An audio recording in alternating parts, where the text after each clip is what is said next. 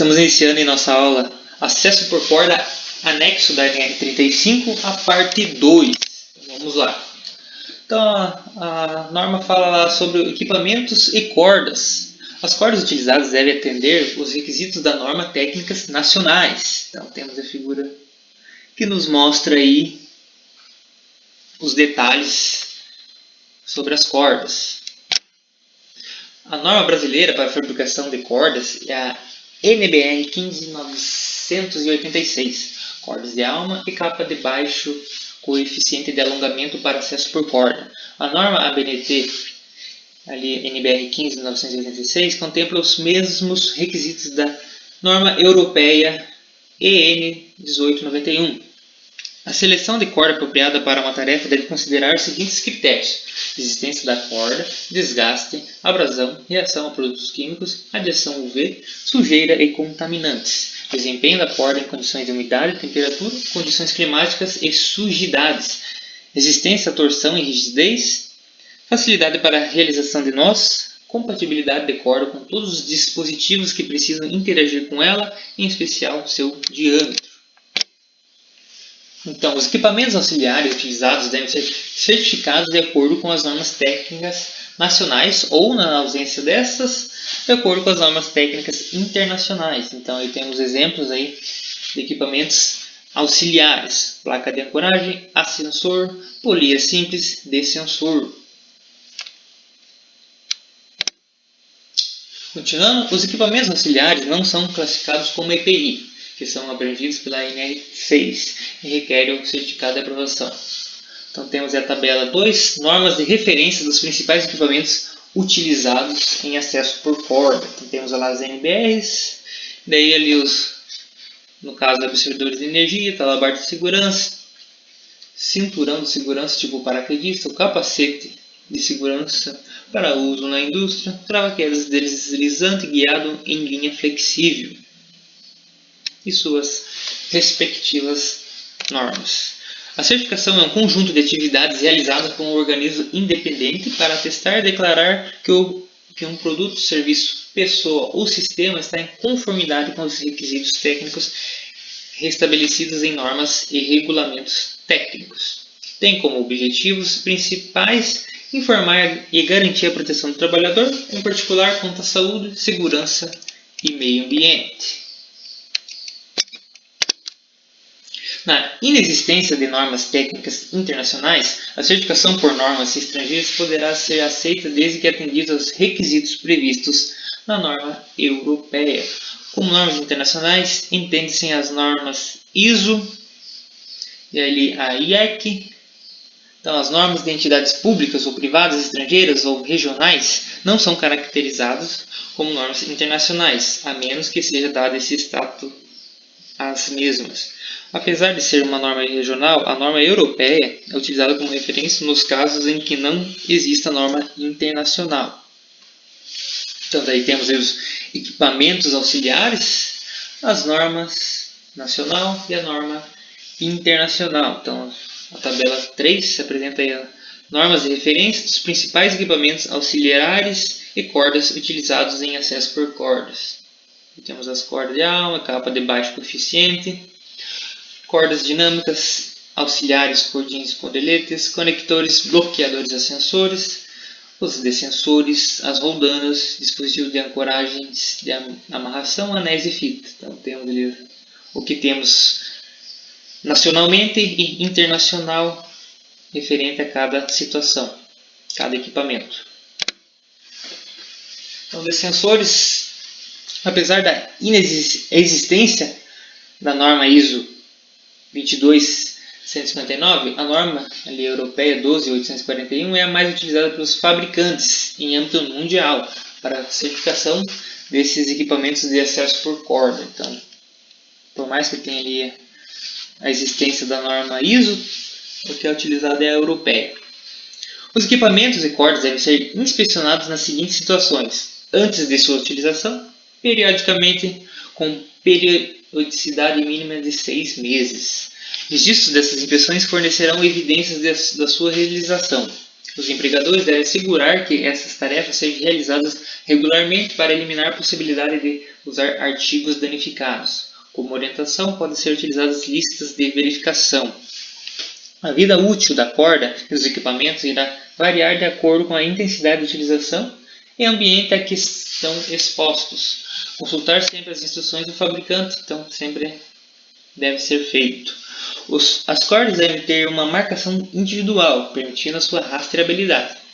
A marcação deve conter o lote, comprimento, tipo e diâmetro. Essa informação é comumente incluída na extremidade da corda ou para uma marcação de código de cor. Ao serem fracionadas, as cordas devem receber uma etiqueta individual permitindo a sua rastreabilidade, conforme o disposto acima. Então aí temos a figura 35, exemplo de lista de verificação. Então ali temos o componente, todos os equipamentos têxteis, procedimento de verificação. Então temos aí procedimento geral de verificação de todos os equipamentos, e ali as perguntas, verificação visual e tátil, e a ação mais abaixo. Então continuando. Em função do tipo de utilização ou exposição a agentes agressivos, o intervalo entre as inspeções deve ser reduzido. Então, a norma fala isso. As fibras sintéticas são difíceis de serem inspecionadas, uma vez que podem parecer íntegras quando, na verdade, são fragilizadas pela ação dos agentes agressivos. Existem 3 grupos de produtos químicos relativamente comuns, principalmente em ambientes industriais, que não devem entrar em contato com cordas. Então, ácidos hidrocarbonetos, na sua maior parte derivados de petróleo, e os materiais alcalinos. Deve ser evitada a exposição desnecessária ao sol, pois a radiação ultravioleta causa degradação das fibras sintéticas, por perda da sua resistência mecânica. Todo nó reduz a resistência de uma fita, corda ou cordelete. O nó boca de lobo, por exemplo, é responsável por uma queda de 45% na resistência específica da corda. A redução da resistência é de pelo menos 20% com outros tipos de nó. As inspeções devem atender às recomendações do fabricante e aos critérios estabelecidos na análise de risco ou no procedimento operacional. Os procedimentos de uso e guarda desse material devem ser seguidos conforme as especificações do fabricante, então, para garantir sua integridade e maior vida útil. Vamos também falar que todo equipamento ou corda que apresente defeito, desgaste, degradação ou deformação deve ser recusado, inutilizado e descartado. A vida útil de uma corda não pode ser definida somente pelo tempo de uso. Ela depende de vários fatores, tais como manutenção, frequência do uso, tipo de equipamentos que foram utilizados, tipo e intensidade de carga, abrasão física, degradação química, exposição a raios ultravioleta, choques mecânicos, condições climáticas, dentre outros. Independentemente do tempo de uso, uma corda deve ser descartada quando verificada uma ação considerável de abrasão, ocorrência de dano localizado na capa, for submetida a um severo choque mecânico ou houver suspeita de contaminação química ou de qualquer outra natureza. A empresa deve especificar procedimento de inutilização e descarte para impedir a sua reutilização. Então, por exemplo, cordas descartadas são fracionadas em comprimentos inferiores a 0,5 metros. A análise de risco deve considerar as interferências externas que possam comprometer a integridade dos equipamentos e cordas. Então, por interferência externa, entende-se influências ambientais, emanações de gases, derramamento de substâncias sobre as mesmas, arestas, bordas cortantes, superfícies quentes, projeções de objetos, superfície onde a temperatura pode variar significativamente, entre outros. Quando houver exposições a agentes químicos que possam comprometer a integridade das cordas ou equipamentos, devem ser adotadas medidas adicionais em conformidade com as recomendações do fabricante, considerando as tabelas de incompatibilidade dos produtos identificados com as cordas e equipamentos. As tabelas 4 e 5 foram retiradas da literatura técnica e servem como ilustração quanto às propriedades em função do material com que são fabricadas as cordas. O fabricante deve fornecer os dados específicos da corda produzida. Então, nas atividades nas proximidades de sistemas energizados ou com possibilidade de energização, devem ser adotadas medidas adicionais. Quando identificado o risco elétrico na elaboração da análise de risco, como por exemplo contato com sistemas energizados, descargas elétricas atmosféricas, influência de campos eletromagnéticos e arco elétrico, devem ser adotadas medidas preventivas segundo as normas pertinentes. Cordas são considerados elementos condutivos em trabalho com alta tensão. Quando ocorrer passagem de corrente elétrica de grande intensidade na corda, apesar de parecer visualmente íntegra, deve ser descartada, pois perde consideravelmente resistência mecânica. As inspeções devem ser registradas na aquisição, periodicamente, quando os equipamentos ou cordas forem recusados. Daí temos a tabela 4, características físicas de fibras de cordas de poliamida e poliéster. Daí temos a escala de melhor igual a 1, pior igual a 8. E temos ali todas as situações. Vocês podem observar aí na ilustração da tabela 4.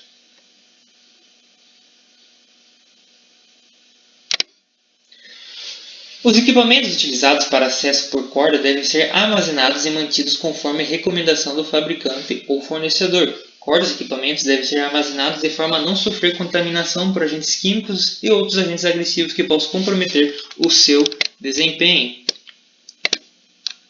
Daí temos a tabela 5, propriedades de fibras utilizadas na confecção de cordas.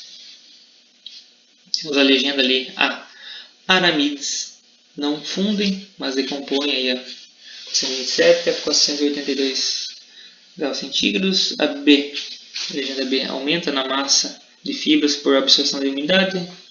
Legenda C, por um bom com inibidor e fraco sem. Então temos aí a propriedade, temos aí todas essas situações representadas aí, como vocês podem observar, na tabela número 5.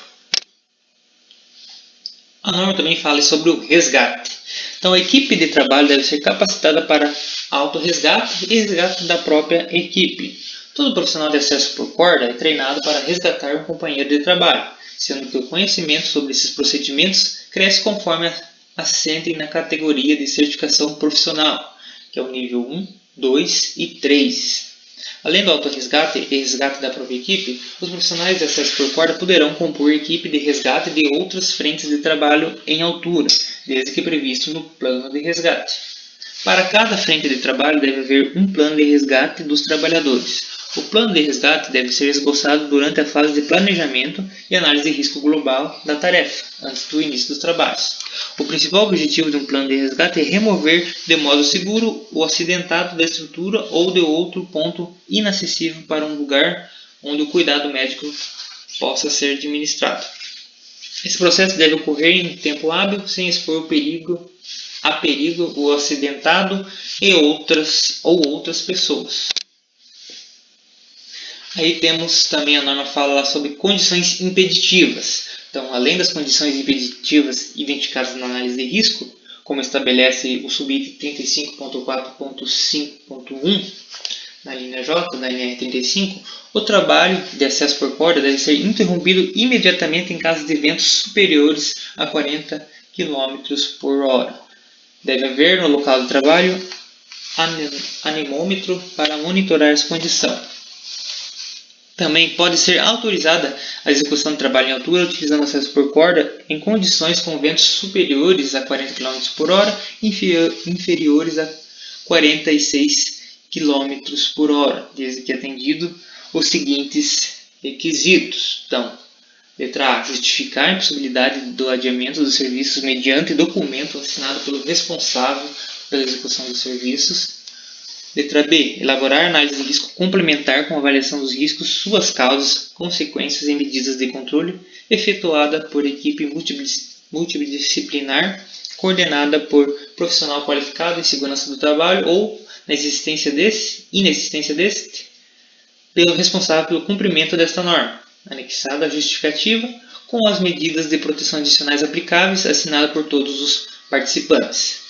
Letra C. Implantar medidas adicionais de segurança que possibilitem a realização das atividades. E letra D. Ser realizada mediante a operação assistida pelo supervisor das atividades.